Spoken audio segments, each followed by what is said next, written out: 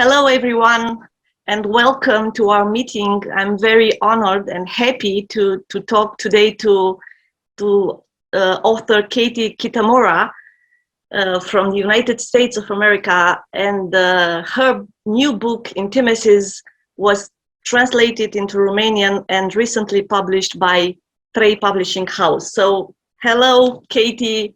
Thank you for accepting this conversation. And first of all, I have to tell you that I have to confess that I absolutely loved your novel. Oh, it was, thank you for writing it. So, and it's hard when you like the novel and you're very excited about a book. It's difficult to find the proper questions and to ask the author just a few questions, because we have 30-40 minutes for this conversation. So among many other things, I would say that your book Intimități is a book about language, about the good and the evil power of the language. Is that correct? Would you say, am I right? Yes, absolutely. I mean, first of all, Florina, it's so nice to be here in conversation with you, and thank you so much for taking the time to read the book and to be so generous in your response. It really means a lot to me. And you're absolutely right. You know, the starting point for this novel was really in language and the mutability of language. And I remember over 10 years ago, I was listening to the radio when I heard Charles Taylor, the former president of Liberia, speaking at his own trial at The Hague. And there was something that was really destabilizing about hearing him speak, because he's, of course, a very powerful speaker. In some ways, he was incredibly persuasive. In other ways, you could clearly see he was monstrous. He was a criminal. And that juxtaposition of both the kind of power of language, both to persuade and to undermine, was immediately something, as a writer, I thought I was interested in exploring. You know, I like to think about the points where language breaks down, where it starts to lose its meaning. And then on the other hand, also to look at how it gains its meaning, how there are kind of systems and structures that create meaning. And so the system that's at the heart of the novel is a court, it's a war crimes tribunal. And I was really interested in thinking about how language moves through a space like that and how it gains its power. And I think in your previous book, you also talked about this, the power of language, because in Separation, it is about a translator, right? Here it's an interpreter, and in the previous book is about a translator, right? Yeah, absolutely. So I've worked with in The Separation was a translator, in Intimități it's an interpreter, and in the book I'm working on now it's an actor. So I'm really interested in I mean, it's funny, but for an author, I think I'm uncomfortable with authorship, and so I'm much more interested in characters who are speaking the words of other people, whether it's a translator who's interpreting and rewriting the words of another person, or an interpreter who is literally speaking, you know, the words of other people are put into the mouth of this character, which at times is very troubling to her. And then in the case of the book I'm working on now, it's an actor who's interpreting a part, who's learning lines, who's again playing a part. And so I think part of that is, you know, I'm interested in characters who are adjacent to the seat of power rather than in the seat of power. And so, you know, in A Separation, I think it's significant that the husband is the author and the central character is a translator. And again, in this one, there are a lot of the secondary characters are in positions of considerable power, but the character who's at the heart of it is somebody who language passes through her. And I think for me, as I thought about the novel, I felt like the big kind of trajectory of this character was really for her to understand that she is changed by the language that she speaks, and similarly that she also changes the language that she speaks, that she brings her own meaning to it, her own layering to it, that there's no kind of pure language that can pass through a person. Yeah, well, I cannot wait the book you are writing. at the moment. Me too. I have to finish it. Please do. Why intimacies? Why not the singular intimacy, which could include all types of intimacy? Closeness, familiarity, nearness. I love that question. I mean, I had another working title for the book for a very, very long time, really almost up until publication. It was going to be called Terra Firma, which was, really about the kind of destabilization that the character feels. But I think after I read through a draft of the novel, I really realized that there was a lot of intimacy, but in many senses of the word. I think, there are the intimacies that she seeks, the things that she wants, closeness to her partner or her semi-partner, depending on how you look at it, intimacy with her family, familiarity with a place. And then there's a lot of unwanted intimacy in the novel as well. There's a lot of sexual harassment. There's a sense of people who are coming into her space. And then I think the most uncomfortable intimacy of all, which is with this former president who's been accused of war crimes and who she is the primary interpreter for. And so she finds herself being too close to him. And so I thought intimacy, I don't know if it's the case in Romania. Certainly in the United States, we're really taught, intimacy is a little bit a word like empathy. It's something that you're taught to desire. It's something you're taught to foster in your relationships. You're told that intimacy is, you almost think of it as an unequivocal good. And I think writing this novel, I realized that there are really two sides to it, that there are intimacies that can be very harmful and detrimental. And so I thought putting it into plural would kind of put it into the round again and help people think about the different aspects of that word. Yeah, it's not the same in Romanian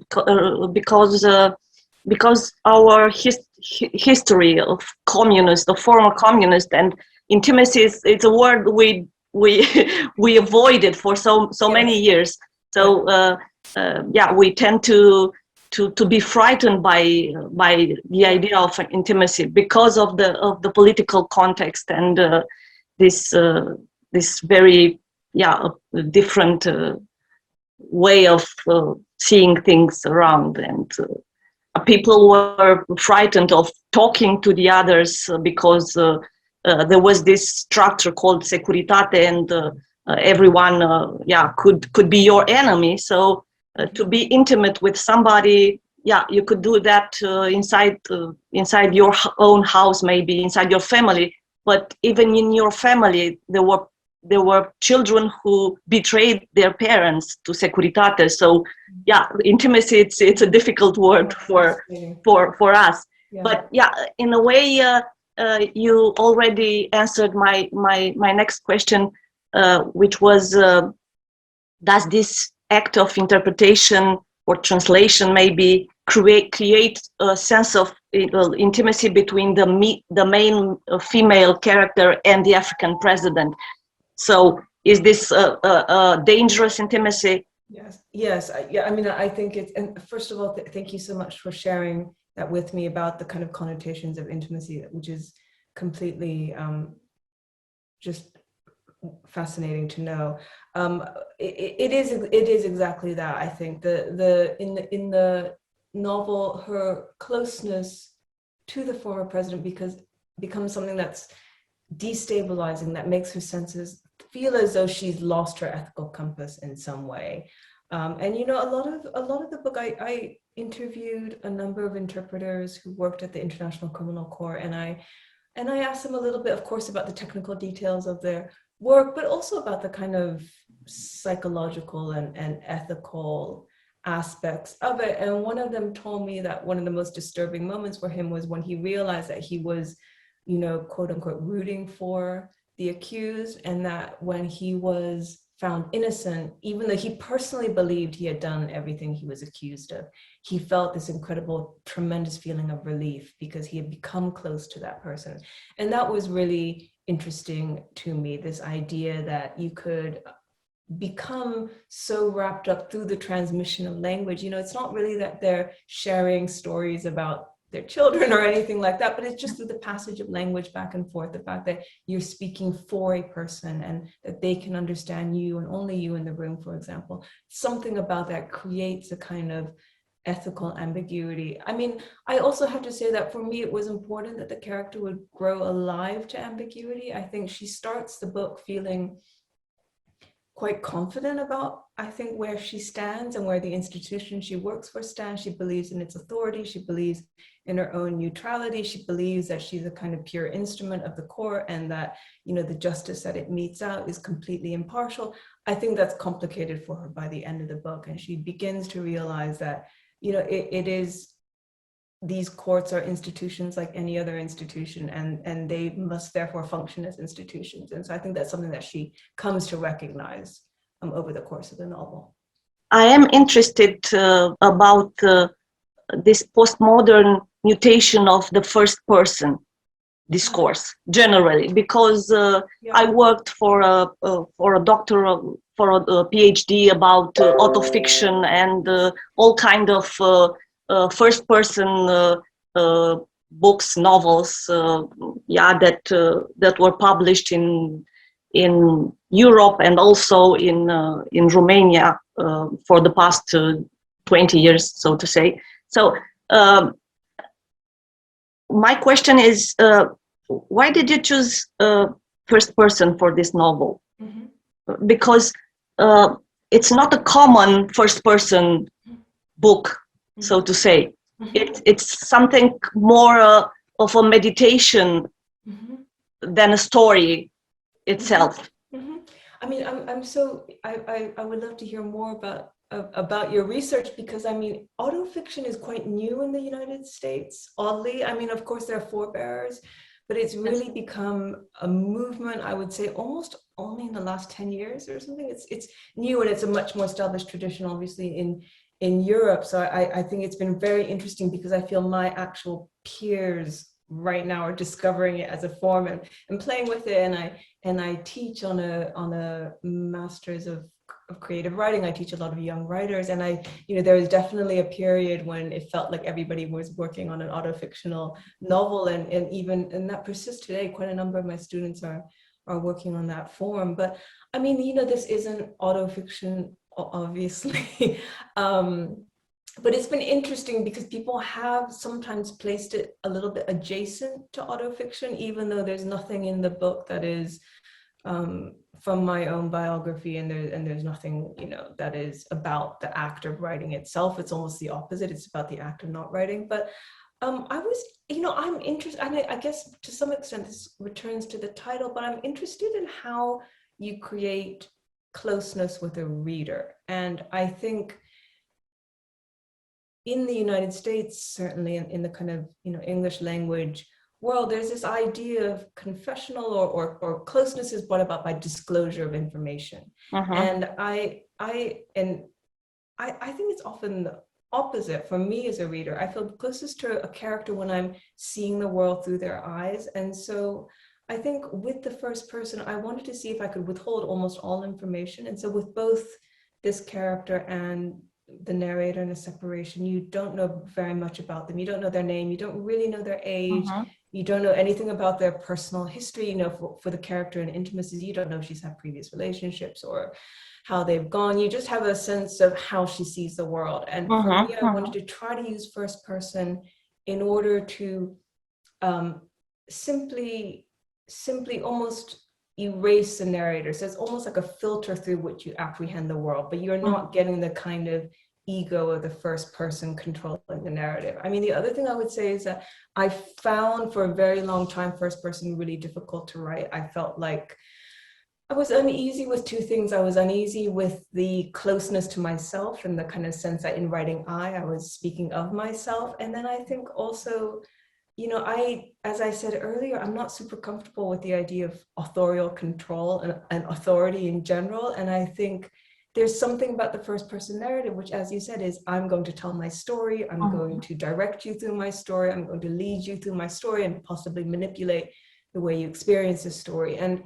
that none of that was, look, I think they're great novels that do that, and I enjoy them so much as a reader. But for me as a writer, it just wasn't what I was interested doing. But I think with this particular first person voice that I found, and which I really find very comfortable, it's much more about destabilization. And so I think one thing that she constantly does is she asserts and then questions and then reasserts. And so there's never a kind of stability to the world that she's creating. And that, for me, felt like something that was possible in first person, but not necessarily in third person, where I think you do have a more objective point of view. But what I wanted to show was a kind of the quality of a mind trying to figure things out on the page. And there was a lot that I had to figure out in terms of style as well. You know, as a writer, my natural impulse is to edit and, you know, take out anything that's unnecessary and make it as kind of terse and succinct as possible. But with this first person, actually what I have to make myself do is leave things in, because I think the point is that when you have a first person voice, you know, the kind of mirage of fiction is that on the first opportunity, this voice grasps at the perfect metaphor. But actually that's how very few people's minds work, including most writers. You know, it's on the first, second, third time that you apprehend exactly what you want to say. And so I had to kind of make myself leave that process on the page a little bit more. I was thinking while you were answering this question that readers, no matter how sophisticated and I don't know, well trained in reading, they still have this urge to find things about the author. Yes. Yeah, this is very odd, and the first person is very dangerous, because you have to be careful all the time not to give the reader this impulse of trying to find different things about the author on the cover of the book. So this is it's so funny. and you absolutely done a marvelous job changing this very cliche first person in a different first person discourse. So this was very interesting, because it's not a common first person novel, but it's something else. I don't know if it's an experiment or it's something you are working on, but it's a different first. It's not a memoir. It's not a non-fiction. It's something that uses the first person to achieve other things that first person novels normally do. So that was one of the brilliant part of the novels that I loved. Thank you. Another thing that I absolutely loved was the fact that this intimacy it's not always good, it's not always bad. It's something from one way or the other. So the intimacy between the female character and her Dutch lover is good, but the intimacy between this Adrian and her friend is not that good. The intimacy between her and I don't know, her new friend, the teacher who teaches art, is good, but the intimacy between her and the African president, it's not a good thing. So this duality, I don't know how to call it, of showing the intimacy was very interesting to see, because even if we Romanians don't have this thing with intimacy, we are not very accustomed to the intimacy. It's important, and we tend to see it as a positive thing, and that's all.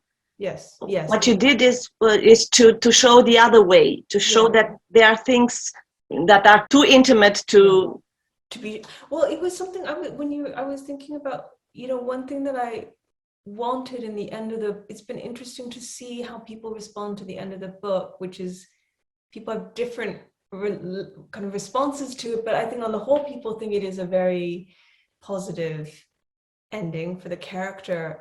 But you know, one thing I optimistic ending, and I think it is, but I also, I mean, I always thought of it a little bit as a kind of middle-aged romance. I mean, it's a romance of resignation and compromise. And one element of it is that the fantasy of unbroken intimacy within a relationship is no longer alive for the central character. You know, one of the last things she says is that, you know, there will be things that we never know about each other, that there will be these kind of big gaps in our sense of who we are that we just will learn to navigate around in the dark. And that I mean, the older I get, that feels to me not only just the most realistic way, but also the most sustainable, because I think, I mean, certainly in America, there's this culture of like, as if in a relationship, there should be full disclosure of everything, that everything is shared. There's a kind of total exposure to your partner. And I actually think one thing that makes a relationship sustainable is actually if each person can have some privacy, if they can have things that are only for themselves, or if they that are, you know, moments when they can be themselves for themselves and nobody else. And I think that's something that the character is coming to understand as she kind of reaches the final section of the optimistic ending of the book. Yeah, it was not something we could I don't know, tell that would happen at the end. So it's surprising, also optimistic and surprising. And I was thinking that intimacy is also about places in your novel. We see different places in which the main character is trying to feel at home. Yes. So this, her own apartment, yes, her friend's apartment, and ultimately her lover apartment. Yeah. He goes to Lisbon and asks her to stay in his apartment and wait for him. Yes.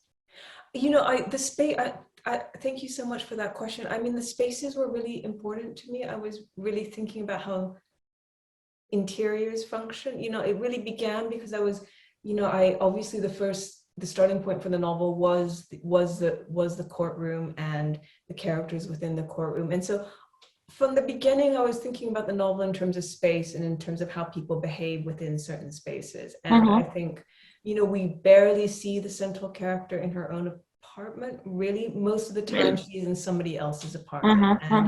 And she's having to navigate what it means to be a guest in a certain space. And she's also thinking about how certain spaces erase her presence completely. And so obviously in the case of the courtroom, that's functional. That is, you know, part of her job is to kind of seamlessly blend into the backdrop of the court.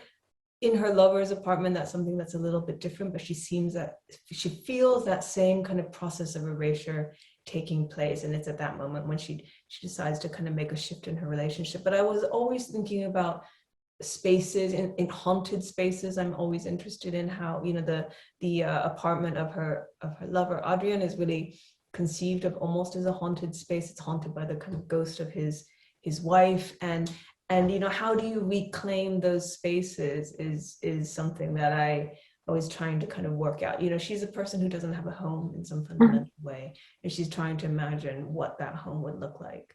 So yeah, the spaces, I mean, I love writing those interiors. I love, you know, I almost can't find a domestic space without turning it into a haunted house of some kind.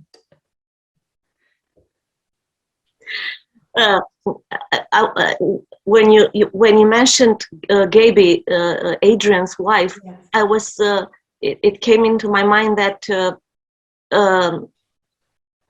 you are also interested, I guess, in this novel about fascinating people who are not necessarily good persons. This Gaby, who is an A girl, very successful, beautiful, and she has it all. She's very attractive to the others, and also the African president. It's what we call charisma. It's something that powerful people have, but is it about their presence, or is it about language? What makes them very attractive for the others? Because I think this is something you wanted to develop in your book, and maybe there is a meaning. Yeah, I mean, I am really interested in charisma. I mean, for two reasons. I think I'm interested in power, and charisma is power. Mm-hmm. And then I'm interested in performance and how people perform. And so there's, in the case of the former president, there's a performance within the courtroom. You know, he's performing the part of this person who's been accused of war crimes, but who's there to perform his innocence.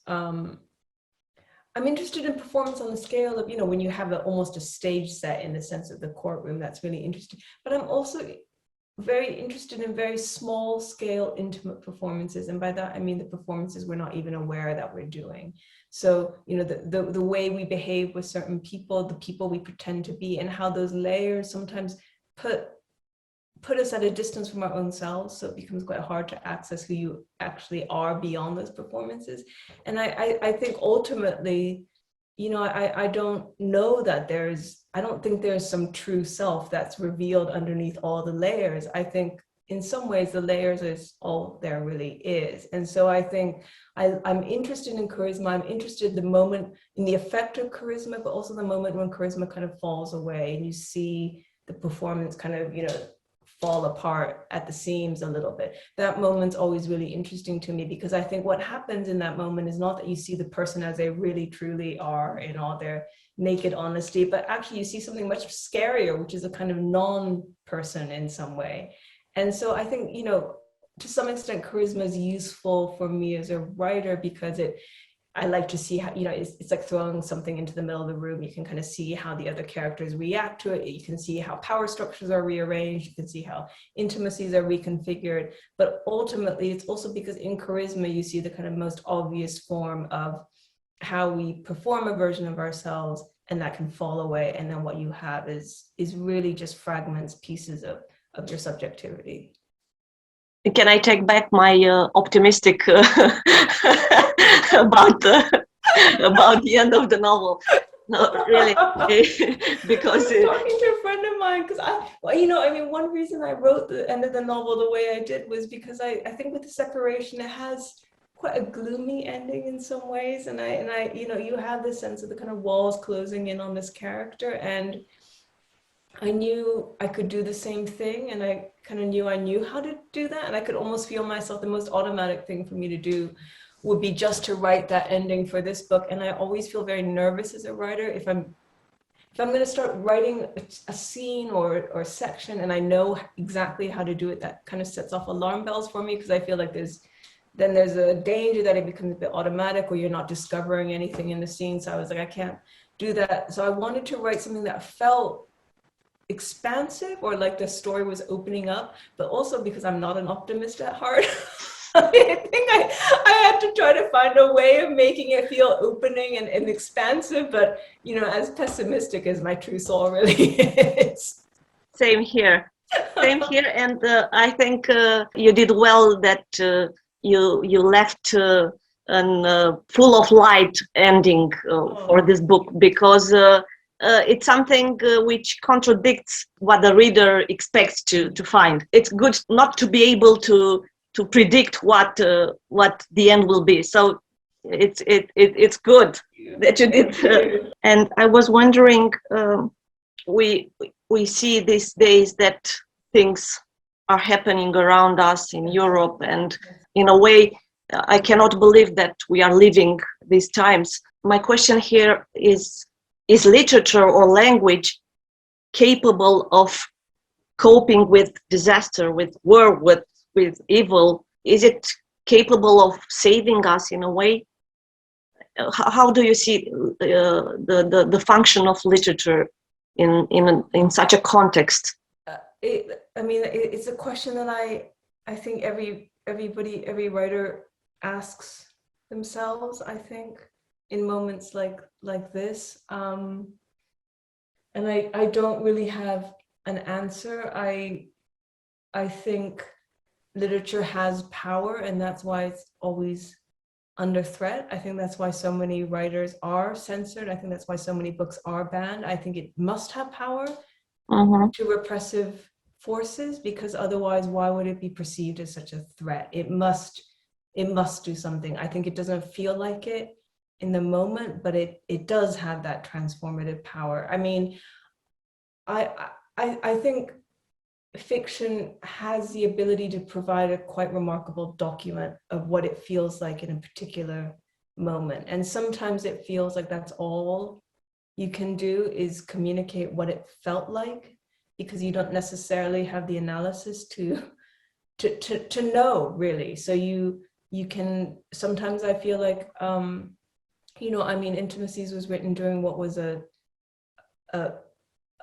turbulent, relatively speaking, time in American politics. And I think, even though it's set in the kind of pre-Trump administration years, it's set in 2016, which is a year of the election and the year of Brexit. It's not, but it was written really between 2016 and 2020. And I think in that sense, it's a novel that is about anxiety. It's a novel that's about complicity. It's a novel about saying, what does it mean to be part of a structure whose very being you don't agree with, and what are your options then? And I think, you know, I think it's very easy to feel like it's not really doing anything, but I believe it does, even if it doesn't feel that way to very many writers. I don't know how it feels. I don't know how it feels for you. I mean, I don't know how it feels for you, but I believe it has power. Simply, I mean, it must have power, because otherwise, why does it pose such a threat if it doesn't have power? It's different from a reader point of view, because as a writer, you tend to tell the truth, maybe to make a place or something, context in which you can tell the truth. You don't have to write a historical novel. You can just write a meditation about power, truth, or something else. But as a reader, I think these days reading is very important to keep, not to lose your mind, maybe. Yes. Not to feel the fear. Yeah. Because when you read about all these things, you are terrified, and there is something that there should be something that can save you. Books can save you. I think it has this healing power, maybe. Yeah, I mean, I think, you know, as a writer, when I speak from my own writing, I really couldn't say it's worth very much. But when I speak as a reader of other people's work, I think it saves you. It's, as you say, it helps you maintain your sanity. It can give you perspective. It can remind you that you're not alone. It's you know, there's that wonderful line that James Baldwin says, is when you think you are suffering, and then you read and you realize you are not alone. And I think that is not nothing. So as a reader, I you know, yeah, I mean, I should have said that as a reader, it is what sustains you. It reminds you that the individual experience is, that a life is still a life, and that it has a meaning, I think. But it's, you know, in relation to politics, in relation to climate change, it's in relation to so many of these things, you do feel is writing the most useful thing.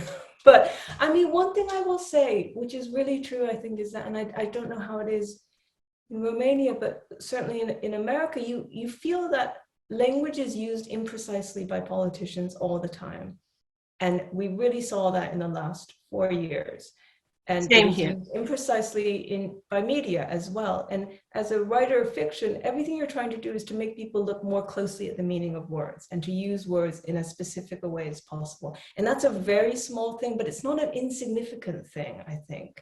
And to say that language has meaning, that truth has meaning, that's something that I think a writer can do in their own small way. Related to you've just said, we have this day the propaganda, the Russian propaganda, which describes, so language is used to describe something which is fake, to lie, actually. Yeah, one thing that really struck me when I was researching this book was that whoever controls the language is controlling the story. And so if you can manipulate language so that it's possible to say you're lying, that's not true, or to distort reality. You know, I mean, language has an incredible ability to gaslight people. Yes, and I think so if you have control of the language, if you're able to say you are not allowed to use certain words, then you are actively changing the reality that people are living in a very concrete, not a theoretical way, but a very, very concrete way. Yeah, we had these problems during communism. The censorship was literally cutting words in novels like bread, hunger. So these words were forbidden, and they were literally cut off the books. So there was somebody, a person who was doing this, cutting these dangerous words from books, from novels, from Romanian novels. So can you imagine that you cannot have sweets or coffee or bread because in reality we didn't have these things. So you cannot write about things that are not present in our lives. Yes. Yeah, it's quite interesting how you can manipulate and distort reality through language. There's a novel by a Japanese writer called Yoko Ogawa called The Memory Police, and they remove. Have you read it? And no, it was recently translated into Romanian, so I bought it. It's still on my bookshelves. I mean, it's a great book, and one of the things is that the authorities remove a word every now and again, and then they remove all evidence of the word from and so suddenly, like, you know, table will be gone, and then all the tables have to be removed, and it's this idea that in controlling language you're controlling people's reality, and that's what an authoritarian government will do. Is I think, you know, maybe a way of thinking about what the work of a writer might be in these situations. Okay, thank you very much, Katie, and thank you for your wonderful answers. And we are waiting for you to come to Romania and meet your readers. I would love. Thank you again, and thank you for the book. Thank you. You wrote, and I cannot wait the next book. Thank you so much. Goodbye. Thank you.